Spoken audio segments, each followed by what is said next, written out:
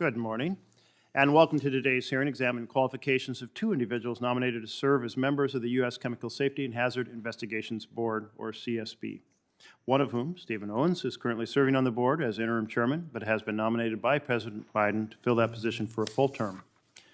For more than 2 decades, the CSB has been responsible for investigating industrial chemical accidents at fixed industrial facilities. This small agency and its team of investigators, consisting of chemical and mechanical engineers, industrial safety experts, and other specialists with experience in the private and public sectors, decide what accidents to investigate and get to the root causes.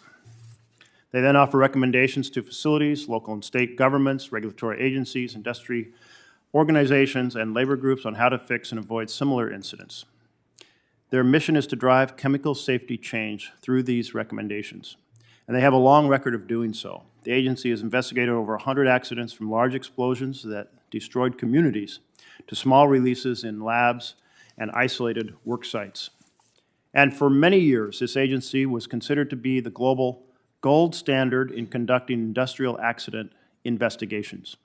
We know, however, that the agency and the dedicated men and women within it have faced more than their fair share of challenges in fully carrying out their mission and duties over the past few years.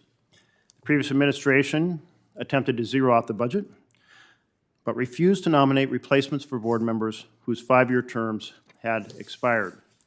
As a result, the agency only has 9 dedicated investigators today, less than half the 24 once employed by the CSB. In addition, a number of vacancies in key staff positions have kept the agency from being able to fully utilize the resources provided to them by Congress, leading to a backlog of incomplete investigations. This situation, purposely created, is unconscionable and inexcusable for an agency vital to preventing industrial catastrophe. One article from 2016 quotes Trish Karen, the Australian director of the Institution of Chemical Engineers Safety Center, as saying, "The rest of the world is jealous of the CSB. We wish we had one because its purpose is to investigate and understand what happened, not because of community pressure or for the purpose of prosecution." The good news is that under the administration, the Biden administration, there is still a good ways to go, but I believe the situation at the U.S. Chemical Safety and Hazard Investigations Board is improving. At the end of last year, the Senate confirmed 2 of President Biden's nominees, Sylvia Johnson and Steve Owens, to fill vacancies on the board and return it to a functioning quorum. These leaders have taken it upon themselves to try to rejuvenate the board, bring on new staff, conduct listening sessions to hear the concerns of current and former staff and former board members. And just last month, the CSB released final reports on 2 concluded investigations, along with updates on 4 more ongoing investigations, demonstrating their ongoing commitment to addressing the backlog. It's critical that here in the Senate we help them in these efforts. Towards that end, we will hear today from 2 nominees who have the potential to contribute greatly to these efforts to restore and revitalize the board. Steve Owens currently serves as a member and the interim chairman of the U.S. Board since his confirmation last December. He is currently nominated for a full term as chairman. Since being sworn in, he has worked to increase transparency and information sharing, identifying ways to reduce the backlog, and increase collaboration and communications between agency leadership and CSB career professional staff and stakeholders. Professor Catherine Sandoval is a tenured law professor at Santa Clara University, where she teaches and conducts research on energy, communications, antitrust, and contract law.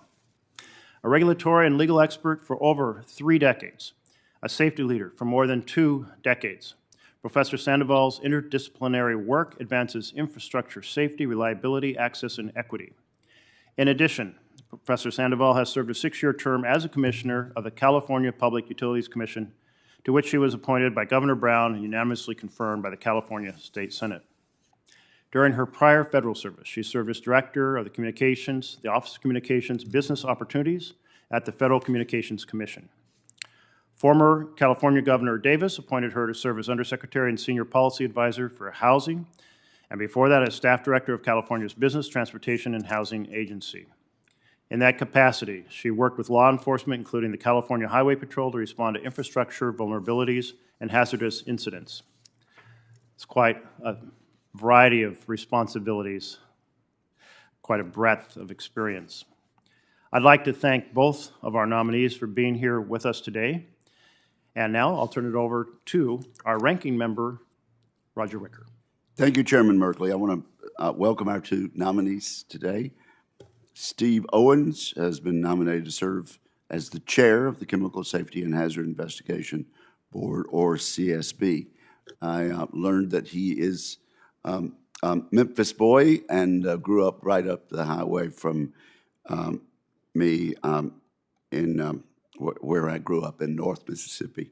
Mr. Owens appeared before the subcommittee last year when he was first nominated to be a member of CSB, and he was confirmed by the Senate for that position last December. Catherine Sandoval, who has been nominated to be a member of the CSB, is also with us this morning. I appreciate their willingness to serve. As the chair mentioned, the CSB is an independent, non-regulatory agency charged with investigating the root causes of chemical accidents at industrial facilities. Congress created the CSB to investigate accidents, understand what went wrong, and help prevent them from happening again. This investigative work is vital for the safety of our nation's communities. Since becoming operational in 1998, the CSB has investigated 3 accidents that occurred in my state of Mississippi. A 2002 explosion injured 3 workers. A 2006 explosion killed 3 contractors and seriously injured another. And a 2016 explosion occurred, in which fortunately no one was hurt. The CSB works to investigate these types of incidents in order to prevent them from happening again. This work is vitally important and can save lives. It is therefore critical that the board be filled with experts in chemical process safety. Today's hearing presents an opportunity to hear from each of these nominees about their qualifications for this important role. I look forward to getting to know them and hearing more about their experiences. Thank you, Mr. Chairman. Thank you very much, Senator Wicker. And we'll start with Stephen Owens. The floor is yours. But thank you, Mr. Chairman. If I may, at the beginning of it, introduce some members of my family who are with me as well. My wife, Karen Owens, is behind me to my left, and my son, Ben Owens, is behind me to my right. So, Mr. Chairman and Ranking Member Wicker and members of the subcommittee, thank you for holding this hearing and inviting me to be here today. It's good to see you again, both of you. And Senator Wicker, I didn't get a chance to say hello, but hopefully we'll get a chance to chat before the end of the hearing, so good to see you as well. I'm extremely honored to be nominated by President Biden to be the chairperson of the Chemical Safety and Hazard Investigation Board. I've been a member of the board since February of this year, confirmed by the Senate last December. I became the board's interim executive authority in July after our former chairperson resigned. As I said when I appeared before you last year, the CSB is a very small agency, but it has a very big and very important mission: to conduct investigations and make recommendations that help ensure that chemical facilities are operated safely and that the people who work in them and the families who live near them are protected from chemical disasters. Since I've been the interim executive, I've worked very closely with my fellow board member, Sylvia Johnson, and the dedicated career public servants at the CSB to address the serious challenges facing the agency, including reducing the backlog in investigation reports, addressing staff vacancies, improving morale, breaking down silos, and increasing communications between CSB leadership and career staff. For example, since last July, we've released the final reports for 3 investigations: the fatal 2017 explosion at the Loy Lang Box Company in St. Louis, the fatal 2016 fire at the Sunoco terminal in Nederland, Texas, and the 2019 fire and explosions at the PES refinery in Philadelphia. Prior to issuing the Loy Lang report in late July, the CSB had not released an investigation report in over 10 months. Going forward, we anticipate releasing the final reports for another 3 investigations by the end of this calendar year. In the last few years, the CSB has suffered serious attrition among our investigative and other critical staff and fell to one of the lowest levels of career staff in its history. Since I've been the interim executive, we've hired a new chief information officer to address the serious cybersecurity and information technology issues plaguing the CSB, and we'll be adding other IT staff soon. We onboarded a new chemical incident investigator and plan to hire several more in the months ahead. We also hired 2 recommendation specialists, and we are recruiting other key staff as well. Additionally, in September, we deployed a team to investigate the fatal fire and explosion at the BP Husky refinery in Ohio. This was the first deployment that the CSB had undertaken in 14 months. We've also increased transparency and are providing more information to the public and our stakeholders. For example, we've begun to post data on chemical incidents that we receive under the agency's reporting rule. We've also reinstituted public comments at CSB board meetings. And in September, we issued updates on 4 investigations, including the 2020 fatal fire and explosion at the Optima Bell facility in West Virginia, and the fatal 2021 liquid nitrogen release at the Foundation Food Group facility in Georgia. The agency had stopped providing these updates last year, but we believe that they provide important information to the public and stakeholders. In the next few weeks, we plan to issue an update on another investigation, the fatal 2021 explosion and fire at the Yinkin Majestic facility in Ohio. The Chemical Safety Board began operations in January 1998. As we approach the 25th anniversary of the CSB, I am very optimistic about the agency's future. I strongly believe that we can rebuild and revitalize the CSB and perform our mission as Congress intended. I look forward to working with this committee to do that. Thank you again, Mr. Chairman and Ranking Member Wicker, for the opportunity to appear before you, and I'll be happy to answer any questions you may have. Thank you very much. Ms. Sandoval? Thank you very much. I'd like to begin by introducing my family, my husband, Steve Smith, my sister, Barbara Sandoval, and also my family friends, Ditas Katagi and Janelle Trigg. So thank you so much. Senators, thank you for this opportunity to discuss my nomination to serve as a member of the U.S. Chemical Safety and Hazard Investigation Board. I'd also like to thank President Biden for the honor of this nomination and to thank my family, particularly my husband, Steve, my sister, Barbara, my late sister, Ana Lugo, my father, Vernon Cassay, and my friends, colleagues, and Santa Clara University for their support and encouragement of my safety leadership work. In the decades before the CSB was founded, prior to the Clean Air Act, and before the establishment of the Occupational Safety and Health Administration, my great-uncle, Ishmael Martinez, was killed in a chemical explosion at the Apache Powder Company near Benson, Arizona. Apache powder made nitroglycerin-based dynamite used in the mines near my mother's hometown, a small town served by a rural electric utility. My mother, Maria Elena Martinez Sandoval Cassay, who watches this hearing from heaven, my Uncle Juan and Aunt Tina often talked about the fear and dread they felt as the explosion rocked the town. Fear became shock and sadness as they learned that several workers were killed in the blast, including Tio Ishmael, who lived with their family. A joint funeral mass and the birth and naming of my cousin Ishmael, better known as Smiles, in memory of my great-uncle, began the journey towards community healing. That company operates today as Apache Nitrogen Products, making ammonium nitrate-based products through safety management systems now required by OSHA and EPA rules. As my family's history illustrates, the CSB's mission to protect people and the environment through independent investigations and recommendations that drive chemical safety is vital to communities, families, workers, the environment, and the economy. The chemical incidents the CSB investigates are often lose-lose-lose calamities.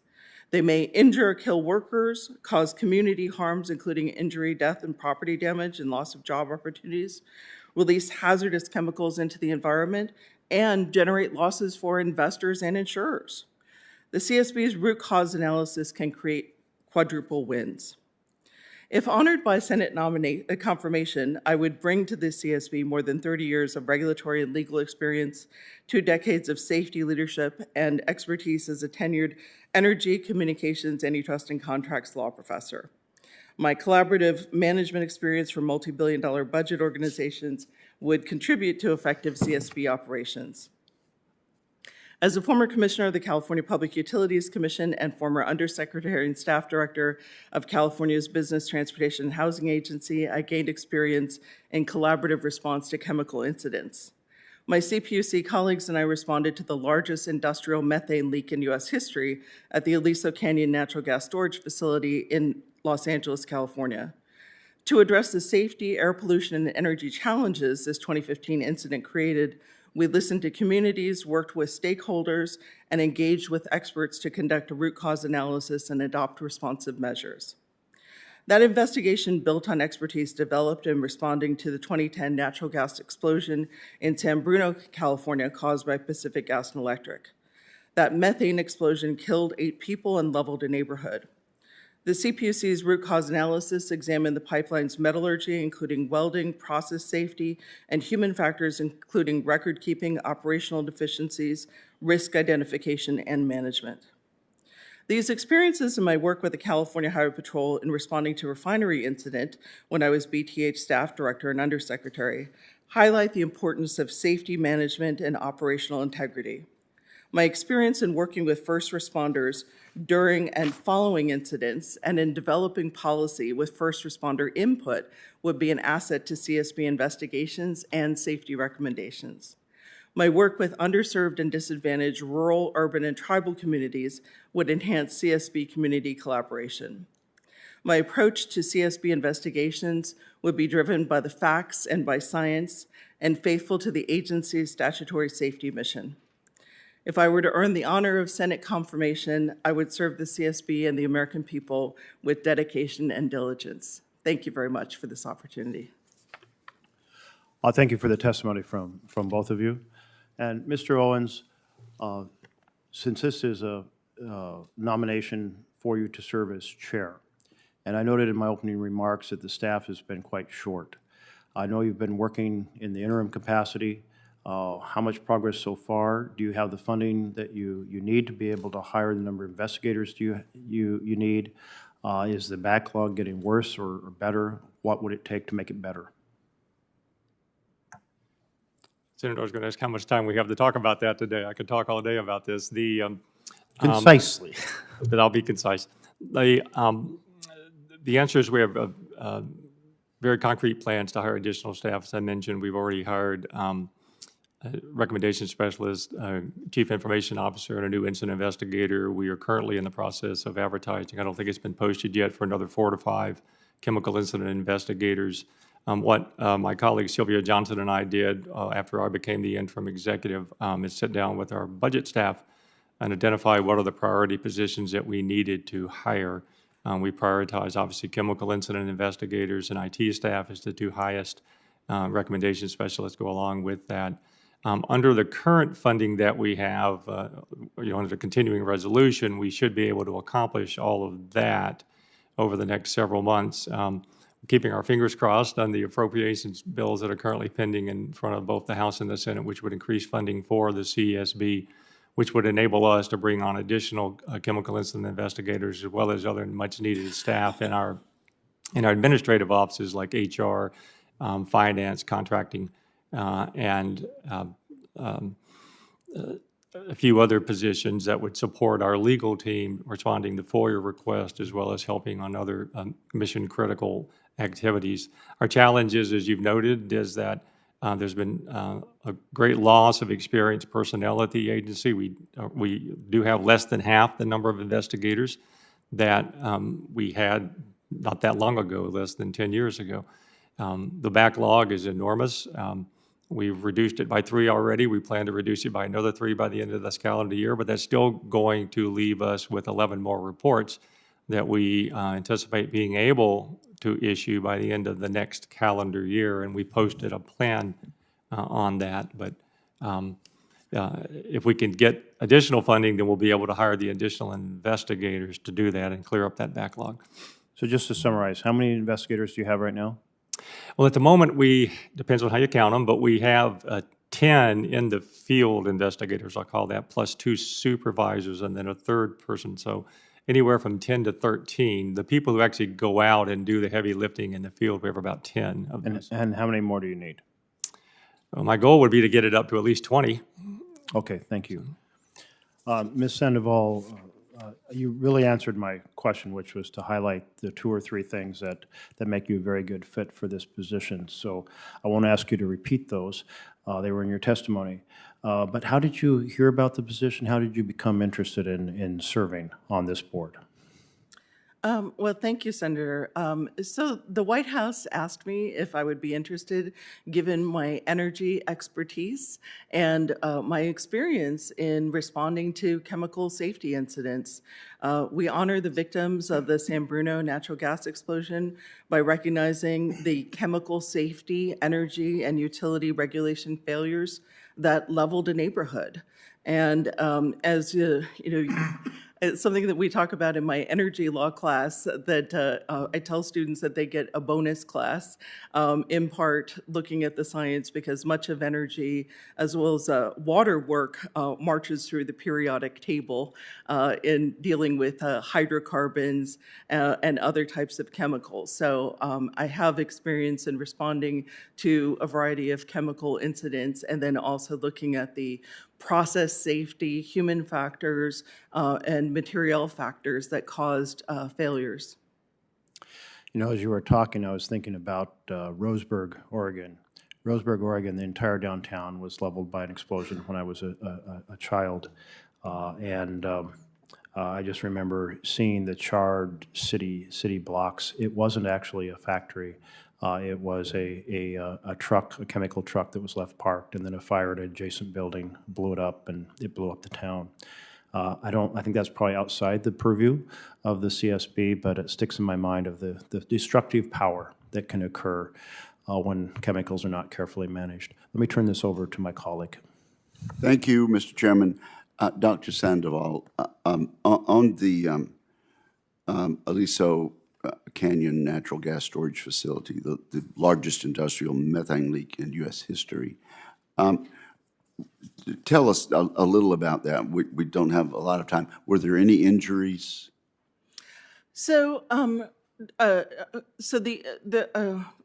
hesitate because it's a little, the causation has been hotly debated and is still currently being litigated. Okay, so But there's a nearby neighborhood the where. question of the causation is still up in the air. So there's a nearby neighborhood where several people complained about nosebleeds and headaches, and they have entered into a settlement with the natural gas utility that ran that field. That particular field didn't have any homes on top of it or structures on top of it other than what was needed to run the natural gas facility. But the homes that were approximately 1.5 miles away with some of the fumes from the methane leak, as well as some of the other hydrocarbons, CO2 and other things incident to that field, they complained of nosebleeds and headaches. And in fact, many of them were evacuated for a time. Okay. It was, you mentioned root cause analysis. Do you have an opinion about the root cause? Yes, and the root cause analysis for that incident has been completed. It was a tremendous methane flare, and actually the son of Red Adair came to help to put it out. It took a long time to kill the well, as they said, and finally that happened through some great ingenuity. And then ultimately it was found that corrosion in the natural gas pipeline, which happened through microbial corrosion from water leaking down through the ground, was part of what caused the leak in the pipeline. And then actually the water, the CO2 in the pipeline nourished the water and made the leak worse. And then the methane leaked throughout the field, right, as will happen geologically because methane is lighter than air, so it seeks to escape. So this is why the plume from Aliso Canyon was visible from NASA satellites. And so it's an example where these chemical incidents have tremendous impacts on the environment, as well as having impacts on public health, and also secondary impacts, in this case, on energy. It was the largest natural gas storage facility in the Los Angeles basin, so it had impacts and consequences for energy safety and reliability. So we had to manage the public safety issues as well as the environmental issues and the energy issues while working with the community and with experts. And Is it still functional? yes, it is. Okay. So, well, thank you. Let me just ask you, Mr. Owens, a key aspect of your work is identifying and applying process safety management principles. So what are some of the core principles that you're working to advance regarding process safety management. Well, Senator, thank you for the question. As you know, there are 14 aspects, 14 elements of process safety management, but I think probably the biggest simple one is on prevention and identifying causes and having plans in place so that you can anticipate problems before they arise and involve employees of the facility in identifying what the issues may be that could create problematic conditions that could result in a release or an explosion or a fire and those kinds of things. We've identified a number of issues in the course of the history of the CSB recommendations that address various elements of process safety management, but a couple of most important ones are employee involvement and also taking sort of a hierarchy of controls approach to addressing conditions that exist at facilities so that when there are conditions that could lead to an upset or a release or a fire and explosion, that there are systems in place to minimize the consequences of that if not actually prevented in the first place. Thank you. Thank you, Mr. Chair. Senator Capito. Thank you, Chairman Merkley, and thank you, Ranking Member Wicker, for having this, and thank the both of you being before the committee. Appreciate it. We're obviously considering both your nominations of Stephen Owens and Catherine Sandoval.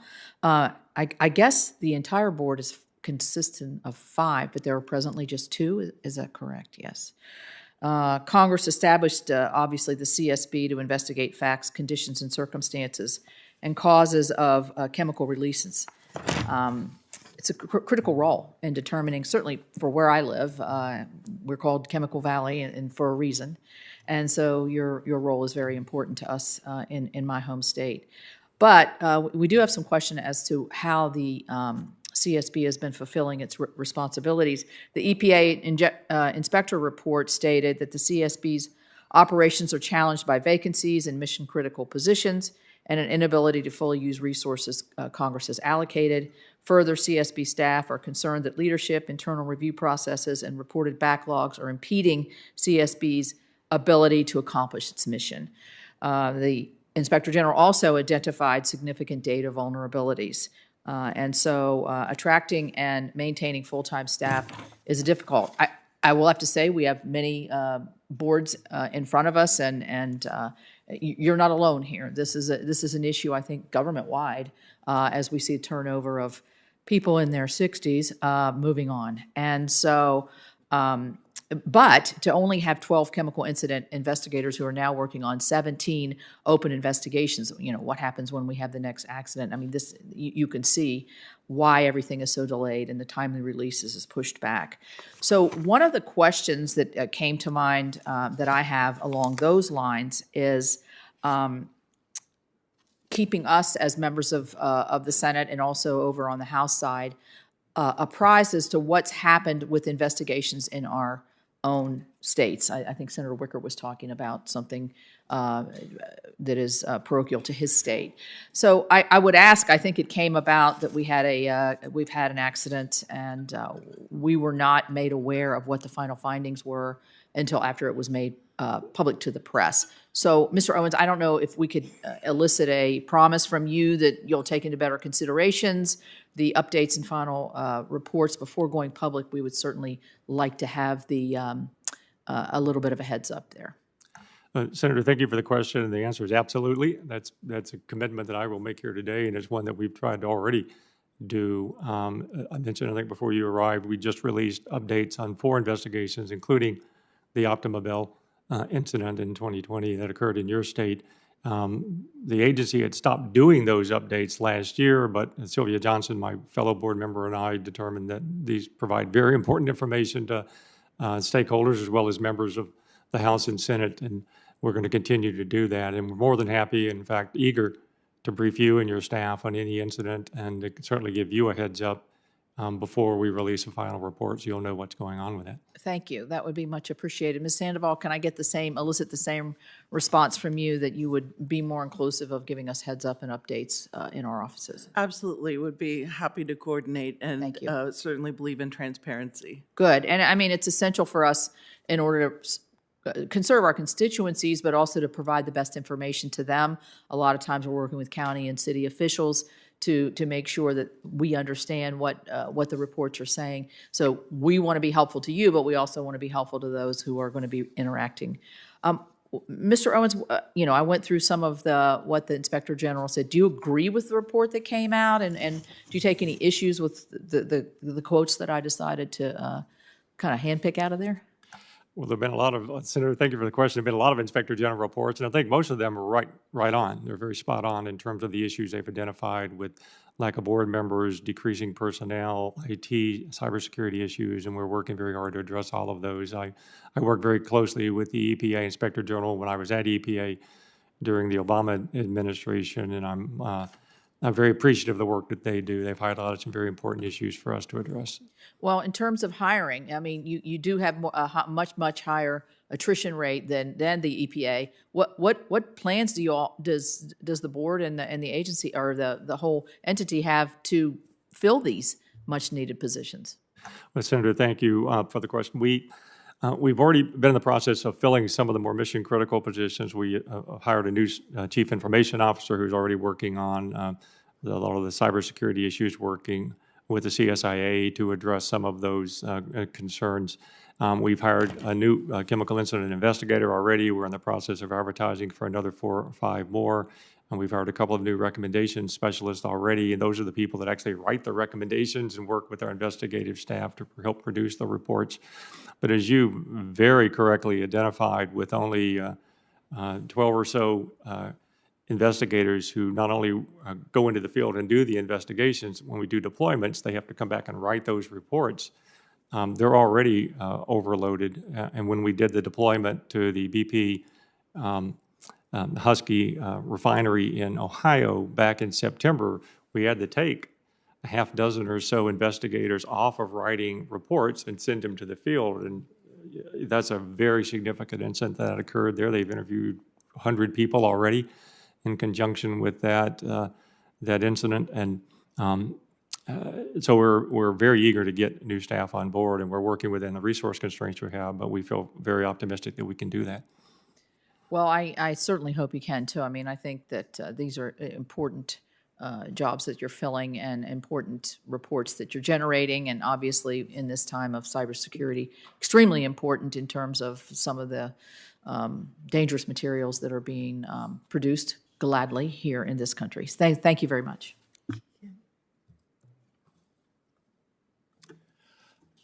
Thank you very much. I think Senator Ernst was hoping to join us, but she's in another meeting right now. I'll just ask you one question. We'll see if she's returned to you, and we'll see. And I was thinking about the massive explosion that happened in Lebanon that leveled a good portion of a city. And does the storage of chemicals in warehouses also follow into the purview of the CSB? Senator, thank you for the question. And yes, it does. That incident in Lebanon involved, as you know, ammonium nitrate. And one of the issues that we had in an investigation that the CSB did was in West Texas at the West Texas fertilizer facility there, where there were very, very large amounts of fertilizer-grade ammonium nitrate. That's been a big issue that the CSB has been investigating, and we're working very closely with EPA and OSHA, for that matter, both with the EPA's risk management plan proposed rule and OSHA's process safety management standard, to encourage them to take more action from a regulatory perspective in dealing with the storage of substances like fertilizer-grade ammonium nitrate. Generally, the jurisdiction of the CSB or facilities that process, use, store, handle chemical substances. It's within the parameters of the Clean Air Act, but it's a very broad jurisdiction. So, do you ever have? I've just been alerted. A couple of the senators are trying to make their way here, so I'll fill in a little bit here. Which, after you make these recommendations, do you have any leverage in getting them implemented, or does it?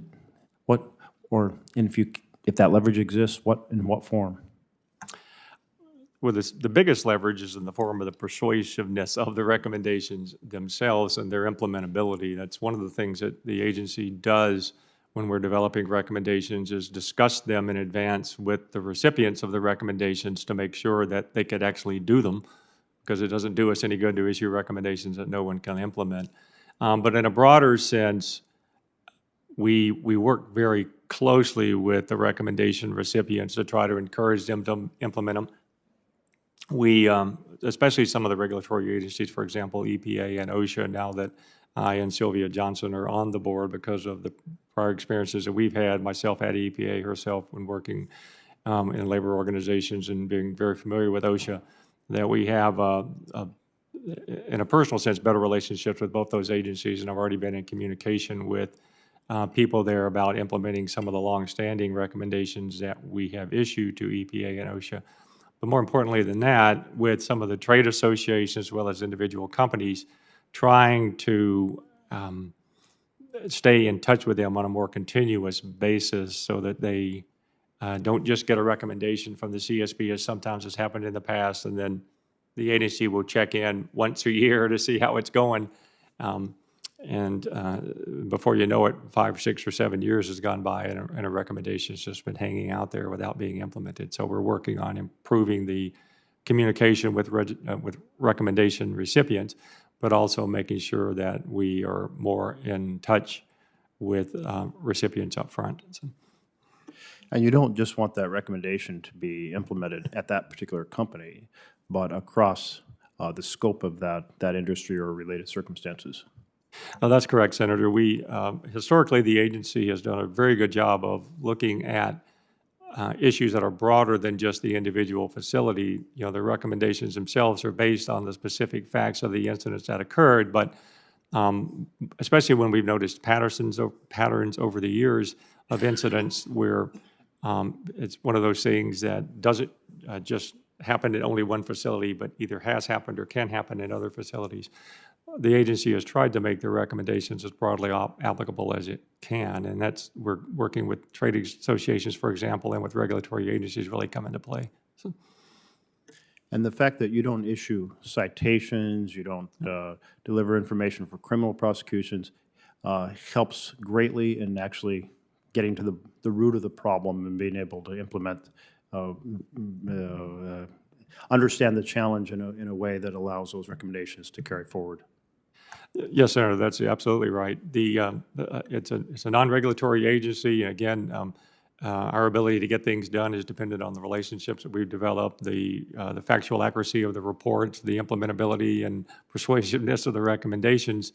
But the fact that we don't have individual enforcement authority or regulatory authority as an agency, having been on the other side of that, as both as a regulator and representing parties who did work with regulators, I think I like this situation much better because we can work more closely with entities that we are investigating and really get to the causes of the problems and find solutions to them. So. Ms. Sandoval, do you want to add anything to the points that Mr. Owens has been making? Yes. So here's an area where I also think my academic background may be helpful because as a law professor, certainly when I write law review articles, I can recommend things, but I have no power except the power of persuasion and analysis. So even with my students, I may assign things and hopefully they'll turn in their assignments. So I am certainly accustomed to working through the power of persuasion. And I wanted to also underscore the importance of working in advance with a large group of stakeholders. I also have regulatory experience and experience in looking at root cause analysis and as well doing the enforcement side. But I think that the independence of the Chemical Safety Board is important because it really creates an opportunity, as Board Member Owens said, to look at the facts of that specific incident, but also to take a broad look at other incidents that are arising. So A couple of things that I'd like to highlight is that we have seen as well growing examples of where, for example, the loss of electricity has actually caused chemical incidents, as happened in the Arkema fire in Texas, and as well flooding. So we need to be looking forward to some of those commonalities to ensure that we're not just responsive to chemical safety incidents, but we're also thinking proactively with companies, with insurers, with communities and first responders, so that we can hopefully prevent some of these incidents and damage in the future. Thank you very much. And this, I'm going to wrap up now with 3 questions that this committee asks all nominees that appear before it. They're basically yes/no questions, but if you feel the necessity of answering in a more complicated fashion, I understand that. Press ask electeds to answer yes/no questions all the time when we see things, but I think these are important points. So I'll ask each of you, do you agree, if confirmed, to appear before this committee or designated members of this committee and other appropriate committees of the Congress and provide information subject to appropriate necessary security protections with respect to your responsibilities? Mr. Owens? Yes, Senator. Ms. Sandoval? Yes, Senator. Second, do you agree to ensure that testimony, briefings, documents, and electronic and other forms of communication of information are provided to this committee and its staff and other appropriate committees in a timely manner? Yes, Senator Merkley. Yes, Senator. Thank you. Do you know of any matters which you may or may not have disclosed that might place you in a conflict of interest if you are confirmed? No, Senator. No, Senator. With that, I appreciate colleagues coming to share in this hearing. And we have a standard way of wrapping up. And so I ask unanimous consent of all the committee members present to submit into the record a variety of materials related to today's hearing. Hearing no objections. So ordered. Finally, senators will be allowed to submit written questions for the record through the close of business on Wednesday, November 23rd. We will compile those questions, send them to our witnesses, who we will ask to reply by Wednesday, November 30th. So the 25th from the 30th, we'd appreciate you giving intense attention to any questions that are submitted. And with that, this hearing is now adjourned, except before I hit the gavel, just thank you for working to address such important issues and being willing to serve the American public in this capacity. The hearing is adjourned. Thank you.